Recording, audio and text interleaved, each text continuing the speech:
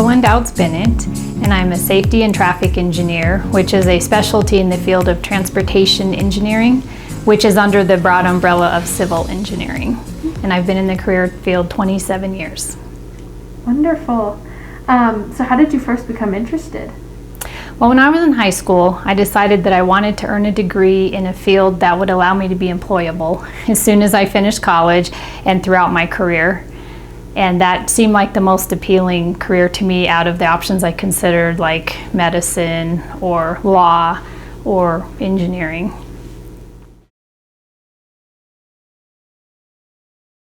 So I have a Bachelor's of Science in Civil Engineering and a Master of Science in Engineering with an emphasis in Transportation Engineering. I think people who want to be in this particular industry need to be self-motivated. They need to be willing to work hard without somebody pushing them to do it. They need to be able to manage time. And something that might surprise people, in the engineering field, you really have to be collaborative. You have to want to work with people. You have to be a good communicator. You need to be willing to receive critiques from others and give critiques to others, receive direction from others, give direction to others. But I think communicating, being a self-starter, and working well with others are the most important aspects of this career. It's about 50 to 60,000, and if you stay within a technical track, it's pretty easy to double that. If you go into more of upper level management, or if you own a firm, then you could easily be 4 times that. Sure. So I do work in an office, and we have cubicles, so don't really have 4 walls and a door. So we work around a lot of other people. Some days it's quiet as a library, other days it's kind of noisy with the phone ringing and you hear other people's conversations. But for the most part, I go in, I'm focused on my computer, and I am on the phone a lot, partly because I do have a unique, narrow specialty, so I'm on different projects in different areas of the country. So a lot of the people I work with on a regular basis, I don't ever physically lay eyes on them or sit next to them at a table. We do a lot of phone calls, and we also have the ability to share our computer screens over the internet. So we do a lot of meetings that way, where one person can show their screen, and a picture's worth 1,000 words. So we can all be looking at the same thing as we're discussing a topic, or looking at mapping or something like that. So I do spend a lot of time sort of in meetings, I call them, but they're really on the phone. And I'm at a point in my career where I'm also giving direction to a lot of people, as well as doing my own work. So I, again, just am on the phone a lot and in meetings with clients, usually going to their offices if they're more local, like in Colorado Springs or Denver, or we're just doing these, video type of meetings with the clients. The dress environment is pretty casual, actually. We usually dress according to how our clients dress, and I'm in consulting engineering, so that means I don't work for like a city or a state or a government agency, but they're our clients. And so we tend to dress to the level of them if we're going to meetings, and as the years go on, that's just more and more casual. So as long as you look professional, it's probably similar to the school dress code, then that's the kind of clothing that we tend to wear. And in terms of hours, I'm part-time, so I work generally anywhere from about 28 to 50 hours a week. I can kind of set my own schedule that way. Most people who work full-time work 45 to 50 hours a week, pretty standard. Sure. So on any given day, I probably touch 5 to 6 projects per day. At any given time, I probably have my hand in about 10 to 12 projects. And that's primarily because, as I mentioned before, I have a very subspecialty in a field, and so I tend to work on a lot of different projects, but like a small part of it. And so specifically in traffic and safety, I do different things from design to studies. It's really quite a wide variety, so I thought maybe I would just focus on a couple of them, for our conversation.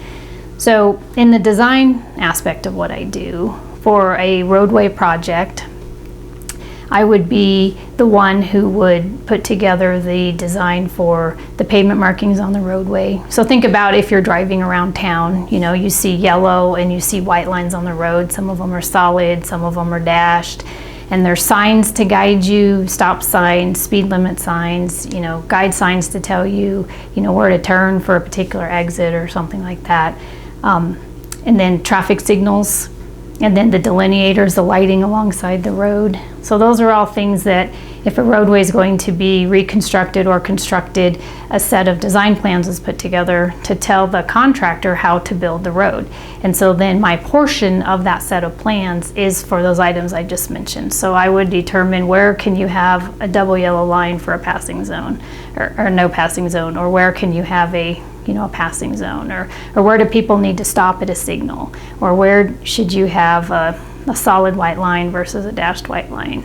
You know, what kind of signs do you need to provide guidance to drivers? Where should they be located? What should they say? What color should they be? What size should they be? It's the kind of thing that I figure out and put down on the plans. And then there are other aspects of the roadway plans that other specialists get involved in, you know, like the actual pavement itself, or how wide should it be, or should you have a curb or a sidewalk, or how are you going to drain the water off the road when it rains or when it snows. We also have in the field environmental people who would be responsible for figuring out if there's going to be any kind of impact to wetlands or some sort of threatened or endangered animal species. So all these disciplines work together, and usually it would be the roadway designers themselves who would kind of be in charge of making sure everything is coordinated together. But my specific piece of that is the traffic that I had mentioned. So through that, there's a lot more kind of flexibility than just following typical standards, because a lot of the different jurisdictions, different cities or counties or states have preferences for how they like to do their signing, and so it is a lot of interaction between me and the client to kind of get a feel for what their standard practice is, or for what would be an easier type of signpost for their maintenance people to maintain, for example, or to replace in 10 or 15 years. So that's the design. So it's a lot of detail. It's a lot of very specific, you know, numbers and calculating. And then I also do a wide variety of studies.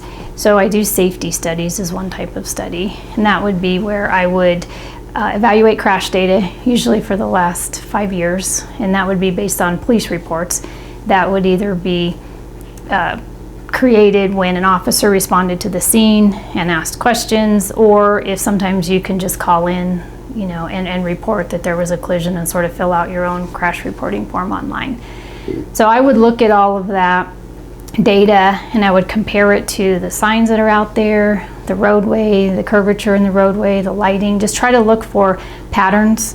You know, so maybe there's a consistent type of crash that's happening at a specific location, and then maybe there's something that can be done to change the signing or the lighting, or something physical that can be done to the roadway environment to help reduce the potential for future crashes to occur. So I don't really get into like driver behavior issues, because that is a lot of the cause of crashes, is if people are not paying attention, they're on their cell phone, or they're speeding, or if they were driving under the influence. So there's really nothing that in the engineering side of things we can do about that. But if we are seeing that kind of pattern in a crash, then we might reach out to the state patrol or the police and just say, you know, maybe you want to consider enforcement in this area or something like that. Well, a big benefit is I did accomplish my goal. I've been employed ever since I graduated college, and that's been a big benefit to me to know I've had a steady career, and I have not had to change jobs very often, and every time I have, it's been at my own decision because I was moving, relocating cities, or I just wanted to change from a particular company. But it is not an industry with high turnover. If you do a good job and you live up to the expectations, then you can maintain your position. The salaries are pretty nice, the compensation's good, the benefits are very good compared to a lot of other people that I've talked to in terms of health insurance.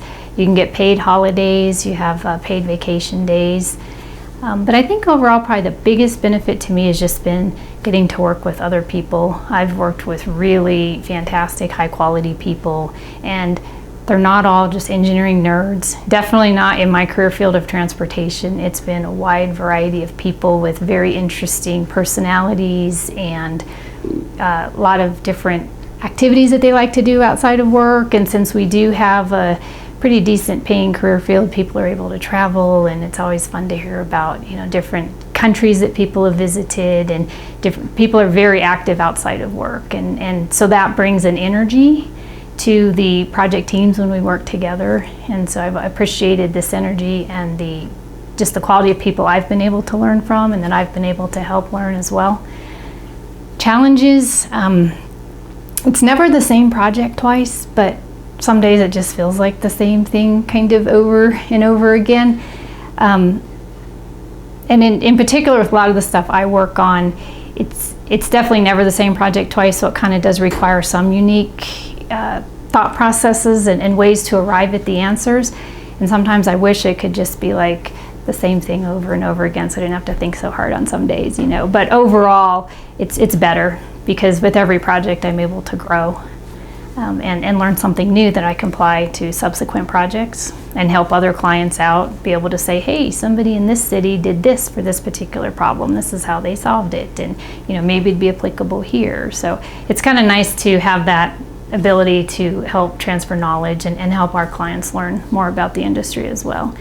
But definitely it is challenging sometimes having to juggle so many different projects. But then part of that is my fault too, I guess, because I chose to go into a specialized field, and so my service is kind of in demand, I guess. Absolutely, I do. It is, as I mentioned, I work part-time, and I've been able to do that ever since my daughter was born.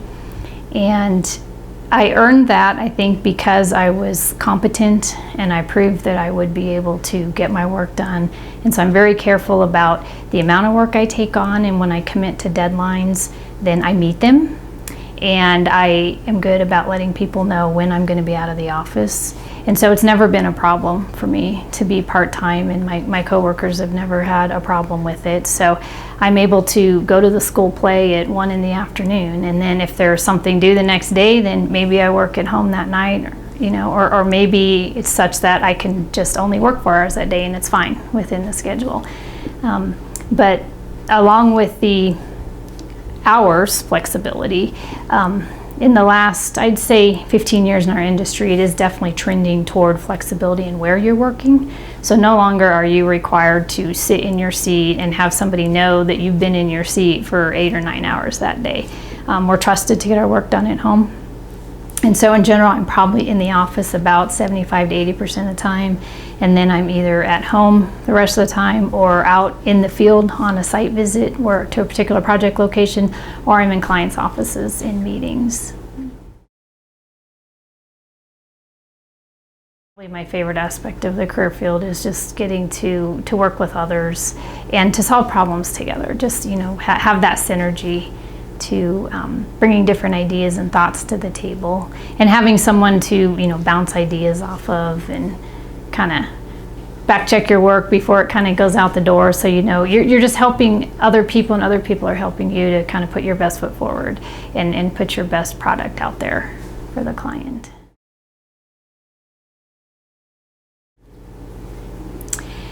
I think the industry will go more and more toward the flexibility that I'm talking about. And again, there's a lot of different engineering fields out there, so I'm speaking more specifically of transportation, the one that I know. The other change I see in it is, as we're building out, and there's been a lot of building of roads and infrastructure lately, and that's going to stop pretty soon. And so it's going to switch more to how can we make what we already have work better. And so I think that's where traffic engineering is really going to come into play. It's going to be, how can we move more people and more vehicles on the same amount of miles of roadway? So it's going to get more behavioral and technical, more transit oriented versus just building new roads. I think another way that our industry is probably going to change is there may be more outsourcing of this kind of work to engineers in other countries around the world. Because if the clients are here in America, then they're paying in American dollars, for the work.